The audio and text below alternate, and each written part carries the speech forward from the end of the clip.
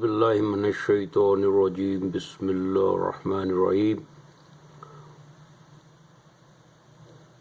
رب اشرح لی صدری یسر لی امری واحلل عقدۃ من لسانی یفقهوا قولی رب ادخلنی مدخل صدق واخرجنی مخرج صدق واجعل لی من لدنک سلطانا نصیرا صدق اللہ العظیم۔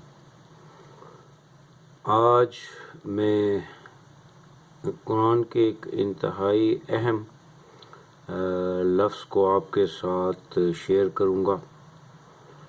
یہ قرآن کا ایک انتہائی اہم اور بنیادی حکم ہے جس کو ہم کہتے ہیں تسبیح۔ ہمیں کہا جاتا ہے تسبیح کریں، اور قرآن میں لکھا ہوا ہے سبح للہ ما فی السماوات والارض، زمین و آسمان کی ہر چیز تسبیح کر رہی ہے۔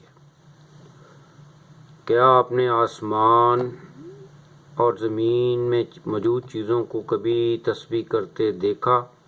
تسبیح کا اس مفہوم میں جو ہم کرتے ہیں، تسبیح کے دانوں پر یا اللہ کا نام بار بار ذکر کرنے کو ہمارے عام طور پہ تسبیح کہا جاتا ہے۔ تو کیا قرآن یا اللہ سبحانہ و تعالیٰ اسی تسبیح کا ذکر کر رہے ہیں؟ کیا سورج اور چاند اسی قسم کی تسبیح کر رہے ہیں؟ کیا سورج کو کبھی دیکھا ہے دمالیں ڈالتے ہوئے، اللہ کا ذکر کرتے ہوئے؟ عربی میں تسبیح سوئمنگ کرنے کو، تیراکی کو کہتے ہیں، اسی سے پاکی کا لفظ بھی استعمال کیا جاتا ہے۔ لیکن قرآن کے اندر اکثر یہ جس جگہ الفاظ استعمال ہوئے ہیں اس کا مطلب ہوتا ہے حرکت میں آ جانا، جستجو کرنا، بھاگ دوڑ کرنا۔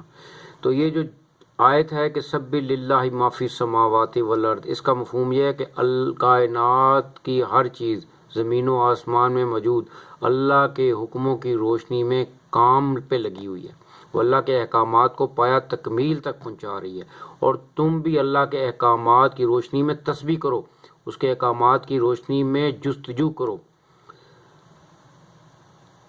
وَمَا عَلَيْنَا إِلَّا الْبَلَاغُ۔